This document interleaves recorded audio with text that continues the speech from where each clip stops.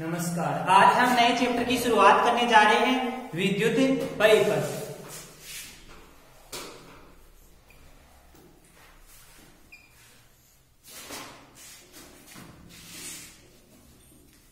हमने जो दूसरी यूनिट स्टार्ट की थी धारा विद्युत की, उसमें एक चैप्टर हमने पढ़ लिया, पांचवा। आज हम छठवें चैप्टर का अध्ययन करने जा रहे हैं, विद्युत परिपथ।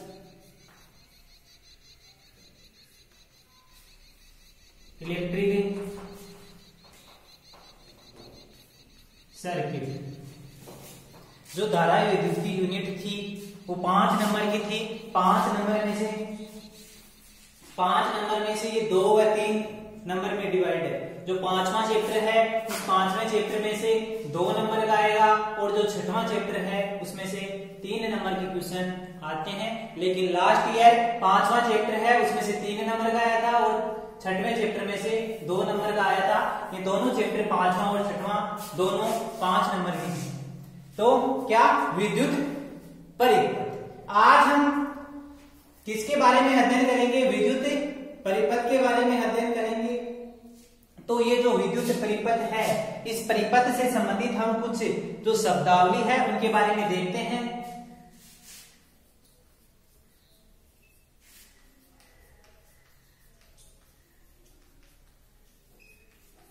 परिपथ से संबंधित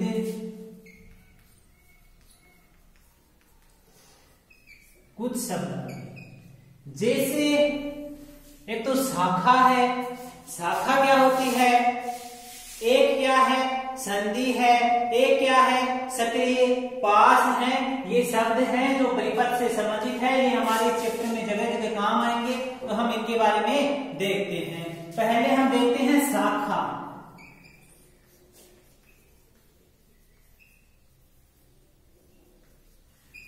ब्रांच। शाखा किसे कहते हैं? विद्युत परिपथ में धारा का वह पथ जिससे धारा का मान नियत रहता है वो क्या कहलाती है? शाखा कहलाती है। या जिस पथ से धारा का प्रवाह होता है वो पथ क्या कहलाता है? शाखा कहलाती है। परिभाषा लिखो।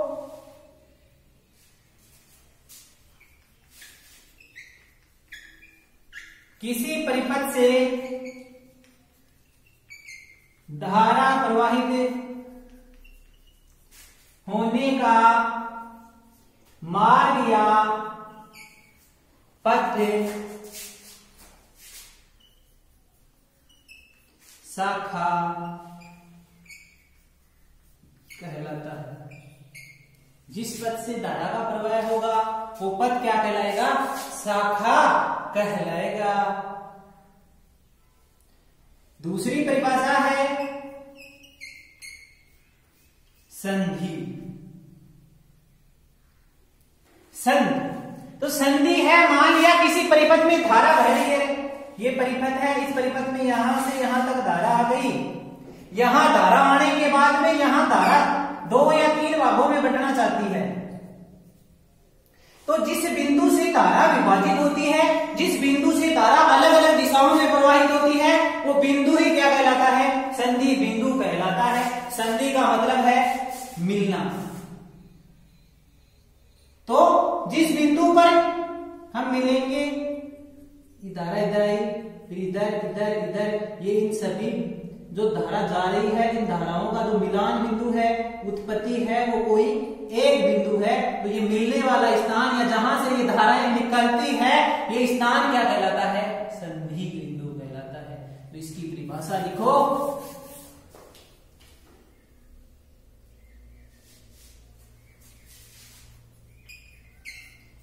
किसी परिपथ का वह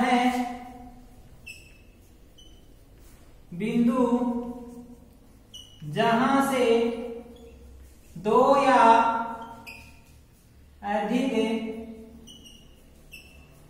शाखाएं निकलती है, क्या कहलाता है? संधि।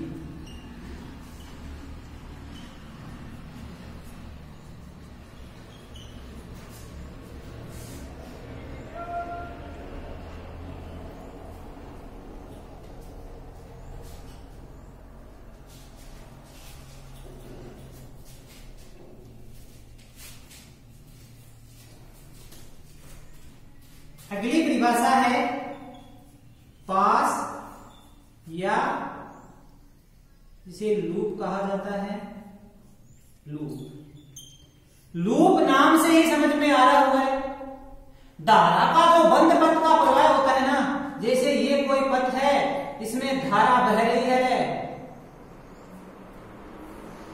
इसमें धारा बह रही है, तो ये क्या कहलाएगा? पास या लूप कहलाएगा। अर्थात इसकी परिभाषा क्या हुई? किसी विद्युत परिपथ में धारा के बंद पथ को ही क्या कहते हैं? पास या लूप कहते हैं।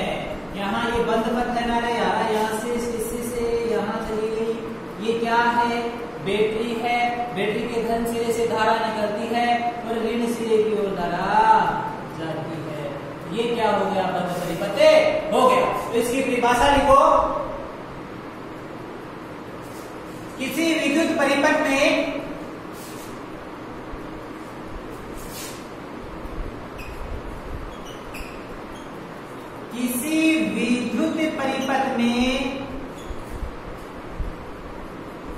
धारा के बंद पथ को पास या लूप कहते हैं। इसे कहते हैं पास या लूप। किसी विद्युत परिपथ में धारा का जो बंद पथ होता है ना, वो बंद पथ ही क्या कहलाता है? लूप या पास कहलाता है। ये इस जो परिपथ है इससे संबंधित कुछ शब्दावली है। इनका हमें पता चला कि शाखा क्या होती है, संधि क्या होती है और लूप क्या होता है।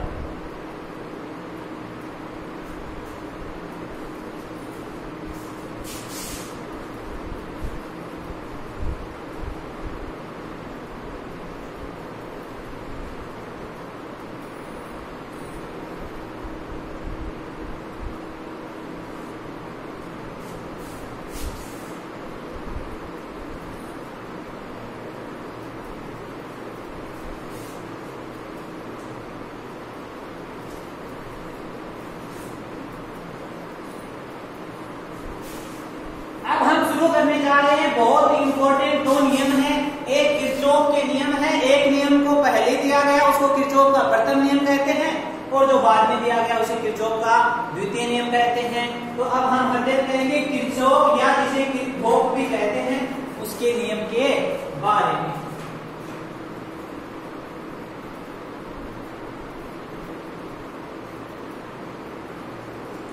किरचॉफ के नियम या इसे किरचॉफ के नियम भी कहते हैं। यदि आप इसकी अंग्रेजी पढ़ोगे, इंग्लिश की जो स्पेलिंग पढ़ोगे उसमें आप देखोगे कि वहां तो किरचॉफ लिखा हुआ है।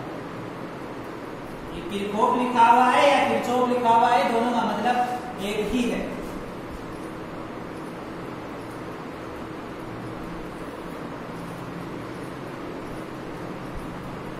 तो किरचॉफ ने दो नियम दिए थे। एक नियम दिया था जिसे संधि नियम कहते हैं, दूसरा नियम दिया था जिसे लूप नियम कहते हैं। ये जो संधि नियम है वो धारा के लिए दिया गया था और जो लूप नियम है वो किसके लिए दिया गया था? वोल्टता के लिए दिया गया था। संधि नियम प्रथम नियम है उसे संधि नियम कहते हैं या इसे धारा नियम भी कहते हैं और जो द्वितीय नियम है उसे लूप नियम कहते हैं या इसे वोल्टता नियम कहते हैं। अब हम इनको अलग अलग इनके बारे में अध्ययन करेंगे कि ये संधि नियम है, प्रथम नियम है, वो क्या कहता है और जो द्वितीय नियम है, लूप नियम है, जो वोल्टता नियम है वो क्या कहता है। इसमें हम चर्चा करेंगे वोल्टता की। इसमें जो प्रथम नियम है इसमें करेंगे हम धारा की। हम कोई परिपथ होगा उस परिपथ को देखकर उसमें एक अज्ञात मान को हम इन दोनों नियमों से ज्ञात कर सकते हैं। या परिपथ में यदि कोई धाराएं दी हुई हो तो हम वहां से कोई एक अज्ञात धारा को ज्ञात कर सकते हैं। इसमें कोई बैटरी दी गई हो, उस बैटरी का वोल्टेज पूछा जाए तो हम उसे वोल्टेज ज्ञात कर सकते हैं। किससे? द्वितीय नियम से, वोल्टता नियम से। अब इनके बारे में अलग अलग अध्ययन करने वाले हैं। तो देखो इसमें जो प्रथम नियम है उसके बारे में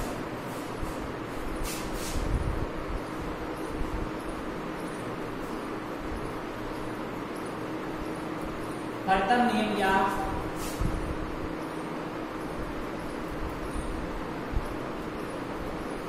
संधि नियम।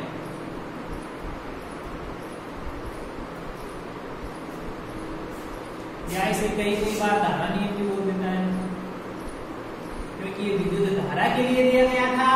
और इसे संधि नियम क्यों कहते हैं? क्योंकि इसमें संधि की चर्चा करी गई।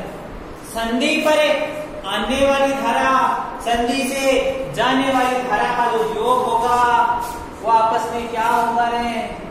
बराबर होगा। आने वाली धारा होगी वो जाने वाली धारा के बराबर होगी। तो संधि नियम क्या कहता है? संधि नियम कहता है कि किसी बिंदु पर, ये कोई बिंदु है, इस बिंदु पर जो धाराएं आती है और जो धाराएं निकलती है उन सभी का जो बीजगणितीय योग है, बीजगणितीय योग से तात्पर्य है इसमें धनात्मक चिन्ह का भी उपयोग करेंगे और ऋणात्मक चिन्ह का भी उपयोग करेंगे। आने वाली धारा को यदि हम धनात्मक चिन्ह से उपयोग में ले रहे हैं तो जाने वाली धाराओं को हम ऋणात्मक चिन्ह का उपयोग करेंगे। यदि आने वाली धाराओं के लिए हम ऋणात्मक चिन्ह उपयोग में ले रहे हैं तो जाने वाली धाराओं के लिए हम धनात्मक चिन्ह का यूज करेंगे और फिर हम इनका योग करेंगे। बीजगणितीय का मतलब है जैसा हमारे पास दिया हुआ है, यदि धनात्मक दिया हुआ है तो धनात्मक जोड़ेंगे, यदि ऋणात्मक दिया हुआ है तो ऋणात्मक जोड़ेंगे। तो धारा नियम, संधि नियम, प्रथम नियम क्या कहता है? ये कहता है कि कोई संधि है, इस संधि पर जो धाराएं आती है, जो धाराएं निकलती है, उनका बीजगणितीय योग क्या होता है? शून्य होता है। अर्थात इससे आप क्या समझिए? इससे आप समझिए कि आने वाली धारा बराबर है जाने वाली धारा है। अब कोई सोच रहा होगा कि ये कैसे हुआ? संधि नियम तो था कि किसी बिंदु पर जो धाराएं उपस्थित होती है उन सबका जो बीजगणितीय योग होता है वो शून्य होता है, लेकिन आपने ये कैसे लिख दिया कि आने वाली धारा बराबर जाने वाली धारा? इसको हम देखते हैं। ये मान लिया ये आने वाली धारा I1 है, ये आने वाली धारा प्लस I2 है। हम आने वाली को प्लस से मान रहे हैं तो हम जाने वाली को किससे मानेंगे? माइनस से मानेंगे। ये माइनस I3 है, ये माइनस I4 है, ये माइनस I5 है। संधि नियम क्या कहता है कि किसी बिंदु पर आने वाली धाराओं का बीजगणितीय योग क्या होता है? शून्य के बराबर होता है। यहां तक समझ में आया? इसके बाद में ये क्या है? ऋणात्मक चिन्ह है। ये क्या है? ऋणात्मक। ये ऋणात्मक। अरे मैं इस ऋणात्मक चिन्ह को इस बराबर के चिन्ह के उधर ले जाऊं तो किसका हो जाएगा रे? प्लस का हो जाएगा ना। I3 plus I4 plus I5। अरे यहां से आप देख सकते हो I1 प्लस I2 अर्थात ये दोनों आने वाली धाराएं हैं। I3 plus I4 plus I5 ये क्या है? इस बिंदु से निकलने वाली धाराएं हैं। अर्थात आने वाली धाराओं का जो योग है वो किसके बराबर होता है? जाने वाली धाराओं के योग के बराबर होता है। ये हमने पहले भी बताया था जब हम जो प्रतिरोध का समांतर क्रम संयोजन पढ़ रहे थे तो वहां हमारे पास एक ऐसी सिचुएशन आई थी ना रे? ऐसी सिचुएशन आई थी, यहाँ बैटरी थी, बैटरी से धारा आई निकल रही थी, लेकिन यहां जाने के बाद में धारा विचार करने लगे कि मैं किधर जाऊं। भाई धारा के लिए एक रास्ता था, यहाँ कोई चौराहा आ गया, चार रास्ते हैं, तो धारा विचार करने लगे कि मैं किधर जाऊं। इसके लिए ये संधि नियम दिया गया था कि ये धारा यहां से इन सभी रास्तों से जाएगी। जब इसमें प्रतिरोध जुड़े हुए हैं तो धारा सभी रास्तों से जाएगी और ये धारा इन सभी रास्तों से जाएगी तो इनका जो योग होगा वो जो धारा जितनी धारा आ रही है ना उसके योग के बराबर होगा। अर्थात यहाँ यदि 5 एम्पियर की धारा आ रही है तो इन तीनों परिपथों में जो धाराएं जाएगी उनका योग कितना होगा? 5 एम्पियर होगा। अरे जैसे ही ये धारा यहाँ आई थी आपने देखा होगा यहाँ आकर ये धारा वापस चक्कर में पड़ गई थी। I1 I2 I3 इस बिंदु पर आकर धाराएं वापस चक्कर में पड़ गई थी कि हम कौन सी धारा इस संधि को पार करके जाए, बाकी धारा हम यहाँ रुक गए। लेकिन ये धारा यहाँ रुक नहीं सकती। ये संधि नियम कहता था। ये संधि नियम क्या कह रहा है? ये संधि नियम कह रहा है कि ये जो आने वाली धारा है ना, इन तीनों का जो योग है वो इस एक के बराबर हो जाएगा, क्योंकि यहां से इस बिंदु से केवल एक ही परिपथ है जाने का। ये तीन गाड़ियां आ रही है तीनों रास्तों से, तीनों गाड़ियों को जाना है आगे। ये अब यहां इस बिंदु पर इन तीनों के लिए रास्ता एक ही है, तीनों को इसी रास्ते से जाना पड़ेगा। ये क्या है? धारा है। इन धाराओं का योग यदि 5 एम्पीयर है, तीनों का, एक का 2, एक का 1, एक का 2, कैसा भी हो, 1.2 हो, 1.3 हो, किसी प्रकार से ये धाराएं डिवाइड हो, लेकिन इस बिंदु पर आते ही इन धाराओं को एक ही काम करना पड़ेगा, तीनों को मिलना पड़ेगा और एक ही धारा बनानी पड़ेगी 5 एम्पीयर, क्योंकि यहां से इसमें जो एंट्री हुई थी वो 5 एम्पीयर की धारा हुई थी। तो संधि नियम क्या कह रहा है? संधि नियम कह रहा है जितनी आएगी ना इस बिंदु पर उतनी ही वापस बाहर निकलेगी। यहाँ ऐसा नहीं कि इस I1 से 5 एम्पियर आ रही थी, I2 से 2 एम्पियर आ रही थी, टोटल आने वाली धाराएं हुई 7 एम्पियर, और ये जाने वाली धाराएं ऐसा नहीं कि 9 एम्पियर होगी ना भाई, ऐसा नहीं होगा। 7 एम्पियर आई थी तो 7 एम्पियर यहां से इस बिंदु से निकलना पड़ेगा। चाहे ऐसा हो सकता है एक पथ से 6 एम्पियर निकल जाए, दूसरे पथ से 0.9 एम्पियर निकल जाए और तीसरे पथ से 0.1 एम्पियर निकल जाए, लेकिन निकले कैसे भी, लेकिन जितनी आई थी उतनी निकलनी पड़ेगी। यहां पर कोई खर्च नहीं होगा। तो संधि नियम क्या कहता है? किसी बिंदु पर उपस्थित जो धाराएं होती है उनका जो बीजगणितीय योग है वो क्या होता है? शून्य होता है। याद रखने के लिए कोई न्यूमेरिकल क्वेश्चन आए तो वहां ये याद रखना, आने वाली धारा होती है ना वो जाने वाली के बराबर होती है, लेकिन ये नियम नहीं है कि आने वाली धारा बराबर जाने वाली धारा। ये याद रखने के लिए है किसी न्यूमेरिकल क्वेश्चन के लिए। तो संधि नियम लिखो, इसीलिए इसे संधि नियम कहते हैं, क्योंकि इस संधि पर आकर धाराएं टकरा जाती है कि जाए इसी तरह। तो लिखो इसमें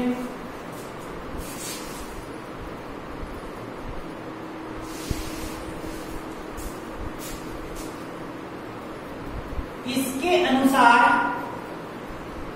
किसी संधि पर मिलने वाली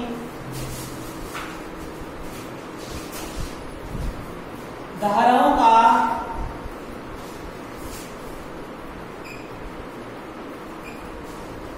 बीजगणितीय योग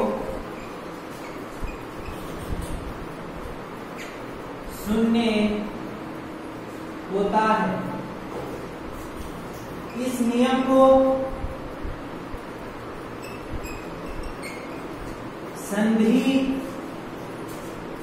नियम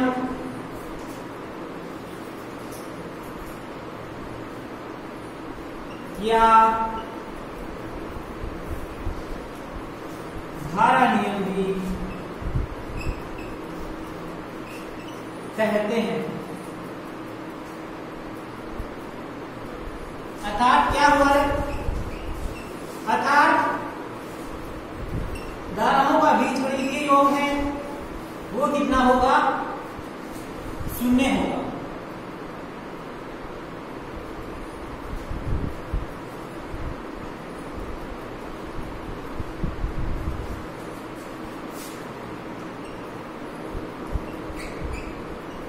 इस नियम को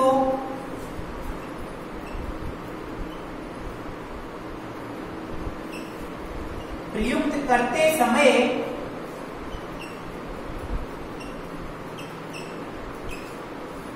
निम्न परिपाटी का ध्यान रखा जाता है।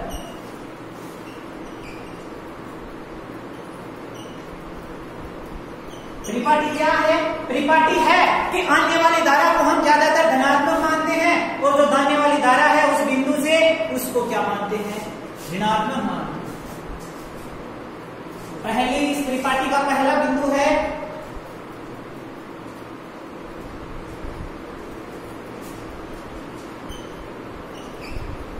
संधि पर आने वाली धाराओं को धनात्मक माना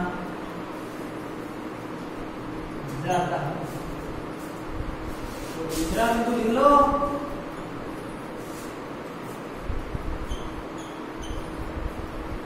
संधि से जाने वाली धाराओं को ऋणात्मक माना जाता है।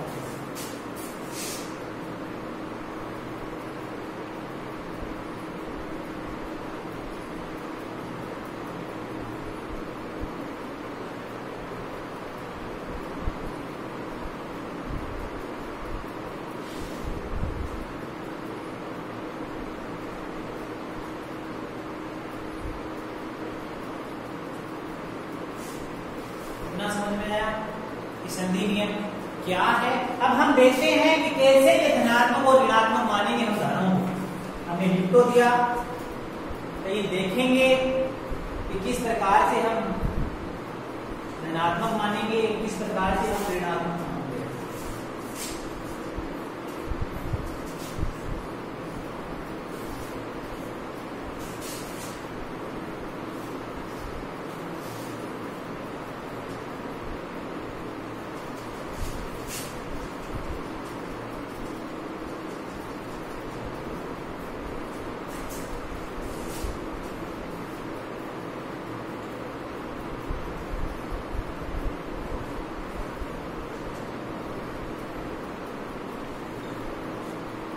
ये हमने कोई एक जटिल सा परिपथ बना लिया और इसमें ये धाराओं की दिशा दर्शा दी कि इधर से आ रही है, इधर से आ रही है, इधर से आ रही है, और धाराएं इस बिंदु पर आकर इधर चली गई और इधर चली गई। कि इधर जाने वाली धारा I4 यहाँ आई, इधर I6 के रूप में, इधर I7 के रूप में चली गई, और यहाँ एक धारा और आ गई I8।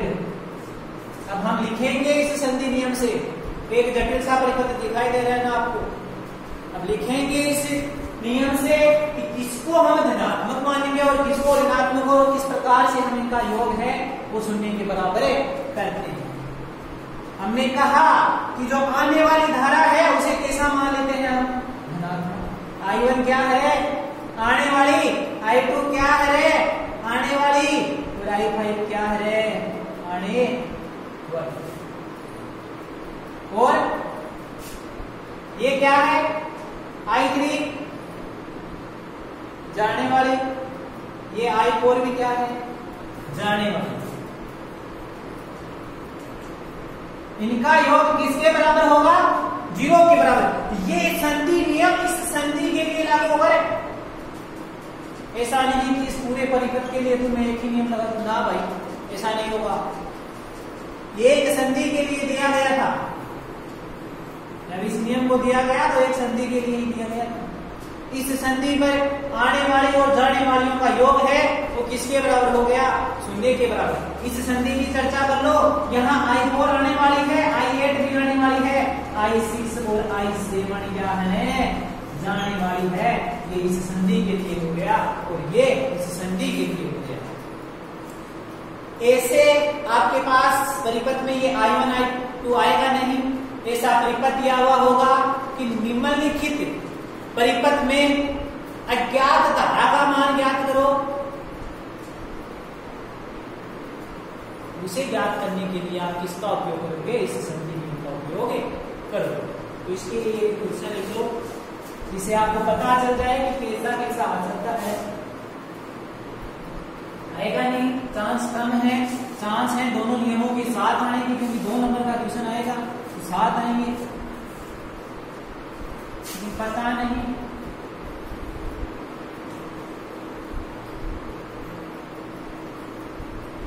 निम्न परिपथ में अज्ञात धाराओं का मान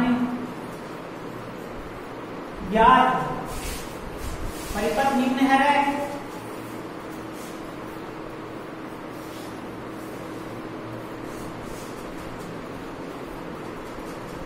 ऐसा परिपथ है,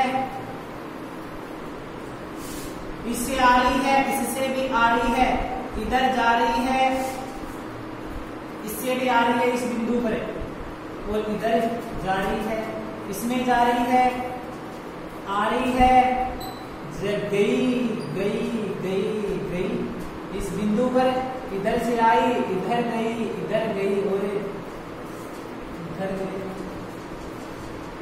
हमेशा ध्यान रखना, जितनी किसी संधि पर आएगी ना उतनी ही निकलेगी, उससे ज्यादा धारा नहीं जा सकती भाई। तो इस बिंदु पर इधर से मान लेते हैं 5 एम्पियर की धारा आ रही है, इधर से 2 एम्पियर की धारा आ रही है, इधर से 3 एम्पियर की धारा आ रही है, यहां से इससे जाने वाली धारा 1 एम्पियर है, इससे जाने वाली धारा 2 एम्पियर है।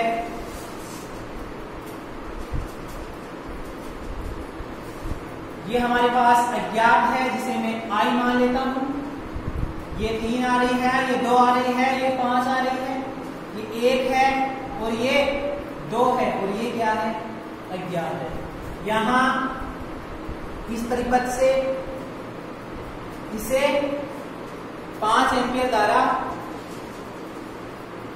इस संधि पर आ रही है,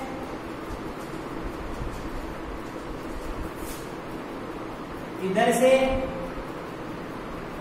2 एम्पियर जा रही है, इधर से 4 एम्पियर जा रही है, और जो ये वाली है इससे 1 एम्पियर जा रही है। ये इस परिपथ पर हमें ज्ञात करना है, जिसे I2 मान लेता हूं, ये हमें ज्ञात करना है, इसे I2। ठीक है, अब ये वाली संधि है, इस संधि पर इधर से 2 एम्पियर आ गई, इधर चली गई 0.1 एम्पियर। ये हमें ज्ञात करना है I3, इसे हम अज्ञात मान लेते हैं। ये वाला परिपथ है, इससे 1.1 एम्पियर आ गई है, इससे कितने आ गई? 0.5 एम्पियर इस परिपथ से धारा चली गई। परिपथ समझ में आ गया होगा कि किस प्रकार से यहाँ धाराएं आ रही है और धाराएं जा रही है। हमें याद करना है, एक तो ये वाला, एक ये वाला, एक ये वाला, ये 3 धाराएं। इसके जटिल सा परिपथ है, समझ में नहीं आ रहा, परिपथ बहुत जटिल है। यहाँ आने वाली धाराएं बहुत है और जाने वाली धाराएं भी बहुत है। जहां जहां जटिल परिपथ आते हैं ना, उन्हीं के लिए ये किरचॉफ के नियम दिए गए। इसका हल करेंगे हम। हमें ज्ञात क्या करना है? ज्ञात करना है हमें I1 ज्ञात करना है, I2 ज्ञात करना है, I3 ज्ञात। कैसे ज्ञात करेंगे? संधि नियम से ज्ञात करेंगे। हम पहले इस प्रथम संधि की चर्चा करते हैं। प्रथम संधि की, तो प्रथम संधि की चर्चा करते हैं। तो इस प्रथम संधि पर हमें क्या दिखाई दे रहा है? इस संधि पर ये जो 3 साइड से धाराएं आ रही है और इन तीनों साइडों में धाराएं जा रही है। मैं आने वाली को क्या मान लू? धनात्मक मान लू। 3 + 2 + 5 माइनस किसके होगा? 1 माइनस I1 माइनस 2 बराबर किसके होगा? 0 के। 3 और 2 5, 5 और 5 10, 10 में से कितने गया है? 3 गया। तो कितना बचा? 7 माइनस I1 बराबर 0। I1 बराबर कितना आ गया है? 7 एम्पियर। यहां धारा इस संधि में जा रही है कितनी? 7 एम्पियर। अब हम ज्ञात करते हैं क्या? I। बात कर लेते हैं द्वितीय संधि की। द्वितीय संधि की, द्वितीय संधि पर आने वाली धारा बराबर होगी जाने वाली धाराओं के बीजगणितीय योग के बराबर, या इस संधि पर मिलने वाली धाराओं का बीजगणितीय योग किसके बराबर होगा? 0 के बराबर। इधर I1 का मान कितना आया? 7 प्लस इससे कितनी आ रही है? 5 एम्पियर। इधर कितनी जा रही है? I2। इधर कितनी जा रही है? 1। इधर कितनी जा रही है? 2। इधर कितनी जा रही है? 4 बराबर किसके होगा? 0। तो धनात्मक को एक साथ जोड़ दो, ऋणात्मक को एक साथ जोड़ दो, ये कितना हुआ 12, ये कितना हुआ 4 2 6 1 7, 12 में से 7 गया, कितना बचा है 5, बराबर होगा किसके 0 के। y2 का मान कितना आया 5।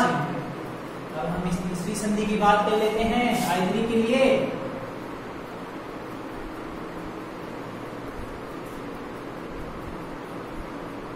तृतीय संधि के लिए तृतीय संधि की चर्चा करें तो उसमें क्या है, ये 2 एम्पियर आ रही है, यहां से ये जारी है, ये 1.1 एम्पियर आ रही है, ये 0.5 एम्पियर जारी है, ये I3 एम्पियर जारी है, ये 0.1 एम्पियर जारी है, जो इसके बराबर होगा 0 के। यहां से ये धनात्मक वाला मान कितना हुआ है 3.1 माइनस I3 माइनस ये क्या है 0.5 है, ये कितना है 0.1 कितना हुआ 0.6 हुआ, बराबर किसके 0 के। 3.1 से 0.6 गया तो कितना बचा है 2.5 माइनस I3 बराबर 0। तो I3 का मान कितना आ गया है 2.5 एम्पियर आ गया। ये हमने ज्ञात धाराओं का मान ज्ञात किया, ऐसा आपकी बुक में भी एक क्वेश्चन मिलेगा।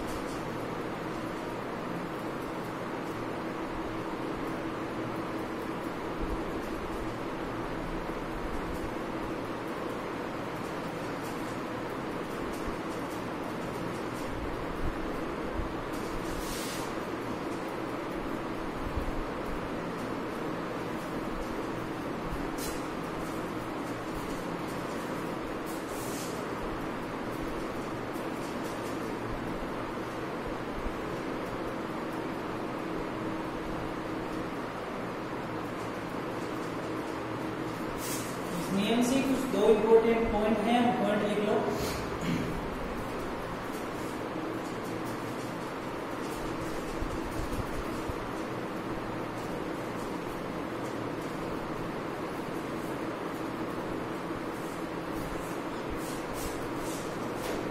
नोट लगा के लिखो।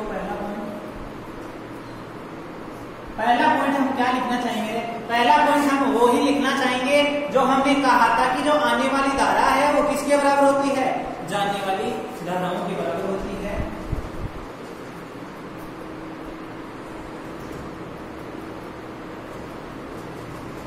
पहला पॉइंट लिख लो, संधि बिंदु पर आने वाली धाराओं का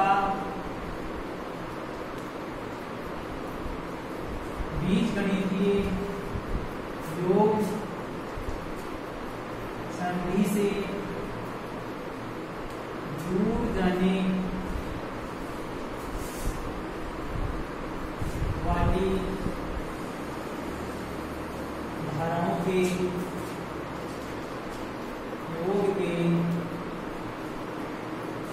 बराबर होता है। ये इस नियम से हमने सीखा है किस प्रकार से आने वाली धाराएं हैं वो जाने वाली धाराओं की किसके क्या होती है, बराबर होती है। किसी संधि पर 5 एम्पीयर आएगी चाहे कितने ही परिपथ निकालो रे, कितनी ही शाखा निकाल लो, निकलेगी कितनी? 5 एंट्री निकलेगी।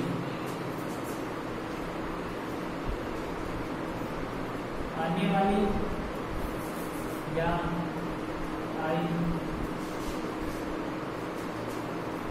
समेशन आई आने वाली कर दो बराबर होगी आई जाने वाली या आई आउट। याद रखने की बातें हैं। एक क्या है रे, ये दूसरी बात आपको मैं समझा देता हूं। ये क्या है? ये है कि ये कोई बिंदु है रे, ये कोई बिंदु, ये हमने कोई चालक तार, इस चालक तार में यदि धारा का प्रवाह हो रहा है ना, तो ये तार क्या बना रहता है? विद्युत का उदासीन बना रहता है। अरे क्यों बना रहता है? मैंने कहा आएगी उतनी बाहर निकलेगी, अर्थात जितना आवेश इस तार से इस सिरे से प्रवाहित होगा, भाई जितना आवेश यहां से अंदर जाएगा ना, यहां से जितना आवेश एंट्री मारेगा ना, उतना आवेश इधर से बाहर वापस निकल जाएगा। अरे आया उतना बाहर निकल गया, तो ये अपने यहां भी क्या होगी? विद्युत की उदासीन होगी। ये हम किसके आधार पर गए? इस संधि नियम के आधार पर कह दिए हमने। तो इसके बारे में लिख लो। ये दूसरा पॉइंट है, वो भी आपको पूछ सकता है, एग्जाम पॉइंट के रूप से इंपॉर्टेंट नहीं है, लेकिन आपके नॉलेज के लिए लिखो।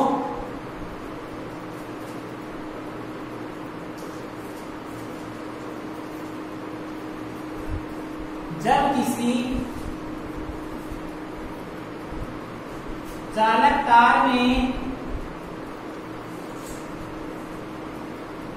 धारा प्रवाहित करते हैं तो वह विद्युत का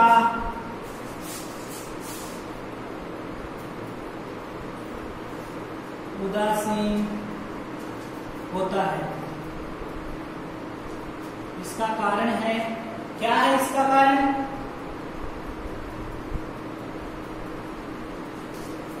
कारण है किसी समयांतराल में चालक तार में जितना आवेश प्रवेश करता है उतना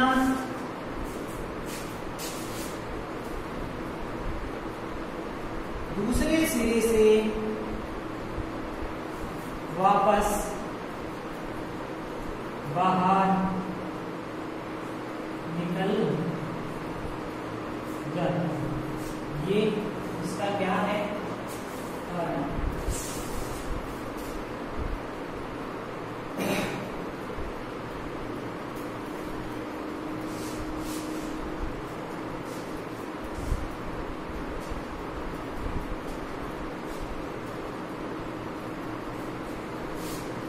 चर्चा करेंगे किसके? द्वितीय नियम की। द्वितीय नियम या द्वितीय नियम है, इसे लूप नियम कहते हैं। इसे लूप नियम क्यों कहते हैं? क्योंकि ये कोई बंद परिपथ है या बंद लूप है, उसके लिए दिया गया था। और इसे वोल्टता नियम क्यों कहते हैं? क्योंकि इसमें जो बंद परिपथ होता है ना, उसमें जो धारा और जो प्रतिरोध होता है, उसका गुणनफल का जो बीजगणितीय योग है, उसके जो बैटरी है उसके विद्युत वाहक बल के बराबर होता है। इसलिए इसे क्या कहते हैं? वोल्ट का नियम भी कहते हैं। किरचॉफ का द्वितीय नियम या वोल्टता नियम या लूप नियम है, या इसे पास नियम भी कहते हैं।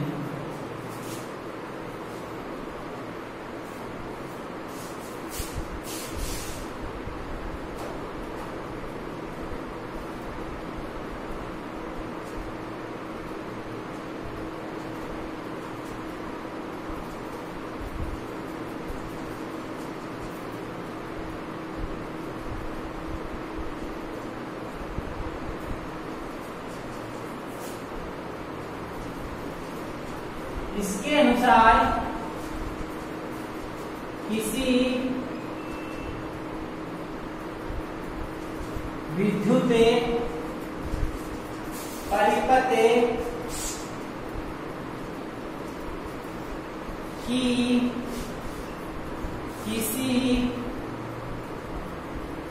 इसके अनुसार किसी विद्युत परिपथ की किसी बंद लूप की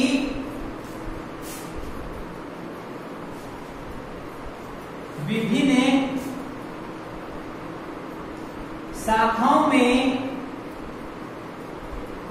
प्रवाहित धारा एवं प्रतिरोध के गुणनफल का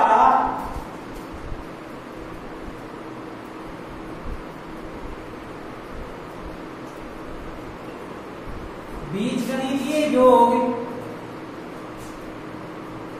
उसे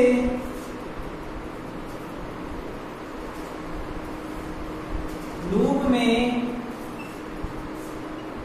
उपस्थित समस्त विद्युत वाहक बलों के योग के तुल्य होता है या बराबर होता है। नियम क्या है?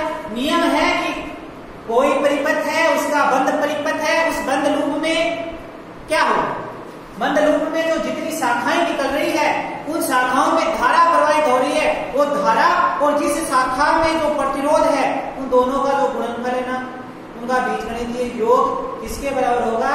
उससे परिपथ से जितने भी जुड़े हुए जो बैटरी हैं उनके विद्युत वाहक बल हैं उनके योग के बराबर है। तो अर्थात क्या होगा? धारा और प्रतिरोध का बीजगणितीय योग किसके बराबर होगा?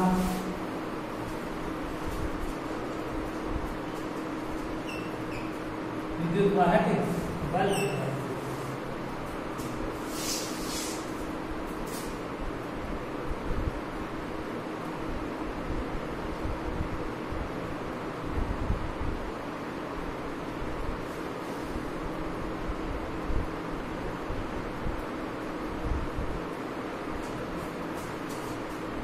इसी संबंधित जो परिपाटी है उसका अध्ययन करते हैं, फिर हम इसके जो परिपथ है वो बनाकर हम समझेंगे किस प्रकार से हम लोग बीजगणितीय योग करें। तो इस नियम को प्रयोग करने के लिए जो परिपाटी काम दी जाती है वो निम्न है। इस नियम को प्रयुक्त करने के लिए निम्न परिपाटी का उपयोग किया जाता है। पहला पॉइंट है, पहला पॉइंट क्या? पहला पॉइंट है कि मान लिया कोई परिपथ है, इसमें ये प्रतिरोध जुड़ा हुआ है, इसमें धारा इधर बह रही है, तो यदि हमें धारा की दिशा में चलते हैं ना, इधर धारा है, इसका प्रवाह इधर हो रहा है और हम इसी दिशा में चलते हैं, तो क्या होगा? इसे हम धनात्मक लेंगे। और यदि हम धारा की विपरीत दिशा में चलते हैं तो हम इसे क्या लेंगे? ऋणात्मक लेंगे। इनका बीजगणितीय योग होगा ना, वहां पर हम यदि इस दिशा में चलते हैं, धारा की दिशा में चलते हैं तो हम धनात्मक चिन्ह का उपयोग करेंगे, और इसके विपरीत दिशा में चलते हैं तो हम किसका उपयोग करेंगे? ऋणात्मक चिन्ह का उपयोग करेंगे। लिखो, प्रथम पॉइंट है।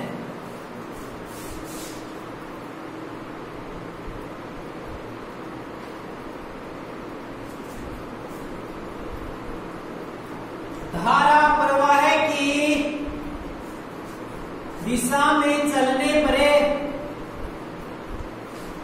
धारा एवं संगत के गुणनफल को धनात्मक एवं विपरीत दिशा में चलने पर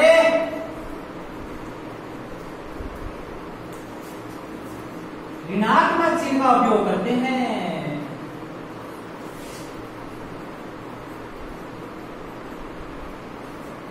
ऋणात्मक चिन्ह का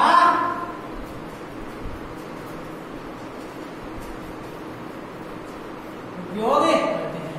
ये मान लिया है, ये प्रतिरोध है, ये आई धारा है, ये प्रतिरोध आर है, इसमें धारा की तरह रह रही है और हमारे चलने की दिशा भी यही है। तो इस दिशा में हम क्या लेंगे? पॉजिटिव लेंगे। और यदि धारा की दिशा ये है, आई धारा आर प्रतिरोध, तो हमारे चलने की दिशा ये है, हम क्या लेंगे? नेगेटिव। आई समझ में?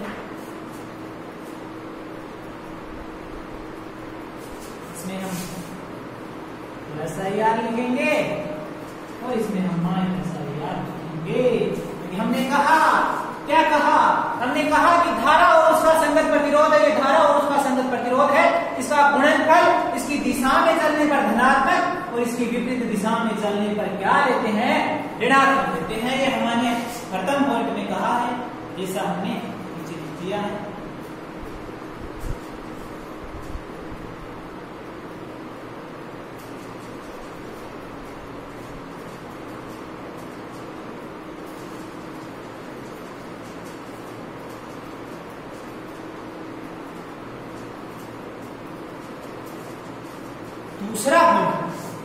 दूसरा पॉइंट क्या है? दूसरा पॉइंट ये धारा और प्रतिरोध का नहीं है, वो है बैटरी के टर्मिनलों के आधार पर।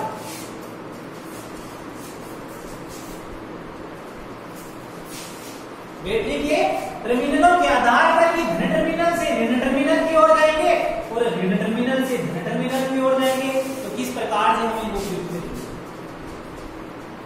दूसरा पॉइंट है, लिखो,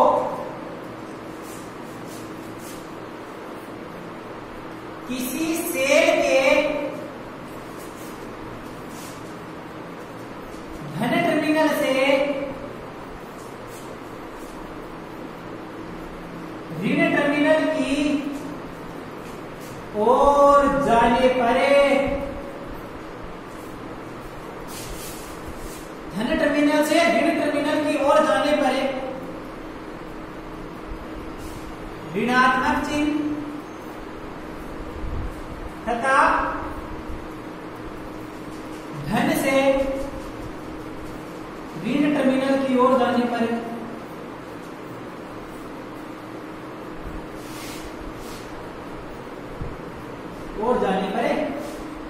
कौन से चिन्ह का उपयोग करेंगे? धनात्मक चिन्ह का उपयोग करेंगे।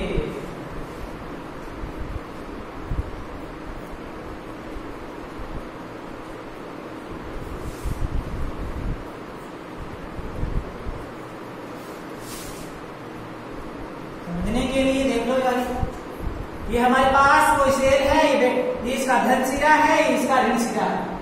पता है धारा का प्रवाह किधर होगा? धन सिरे से दूर तथा ऋण सिरे की ओर होगा। ये हमेशा ऐसा ही होगा, चाहे तुम इधर जाओ या इधर आओ, धन सिरे से निकलेगी और ऋण सिरे की ओर आएगी। आई समझ? अब हमने कहा कि यदि धन सिरे से ऋण सिरे की, यदि हमारे चलने का प्रवाह कैसा हो? ऐसा हो। हमारे चलने की दिशा ऐसी हो, तो किस प्रकार का काम में लेंगे हम? नेगेटिव चिन्ह काम में लेंगे। और यदि हमारे चलने की दिशा कैसी हो रही है? ऐसी हो, अर्थात ऋण सिरे से धन सिरे की ओर हो।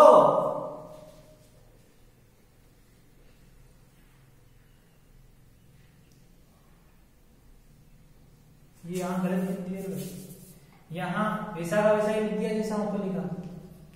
यहां ऋण से धन की ओर कर लो।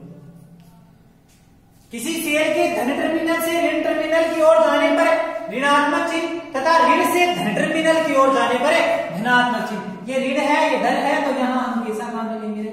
ऋणात्मक चिन्ह काम में लेंगे। ये क्या हुई हमारी चिन्ह? परिपाटी हुई।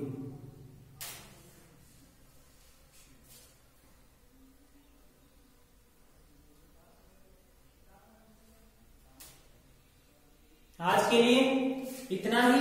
नेक्स्ट क्लास में हम बहुत ही इंपॉर्टेंट टॉपिक के बारे में अध्ययन करेंगे, व्हीटस्टोन ब्रिज के बारे में, जो एग्जाम पॉइंट के व्यू से बहुत ही इंपॉर्टेंट है, क्योंकि ये जो चैप्टर है इसमें सारे जो आपके प्रैक्टिकल में आएंगे उनका अध्ययन है। जैसे व्हीटस्टोन ब्रिज है, एमीटर है, विभव मापी है, इनका ही हम इस चैप्टर में अध्ययन करने वाले हैं।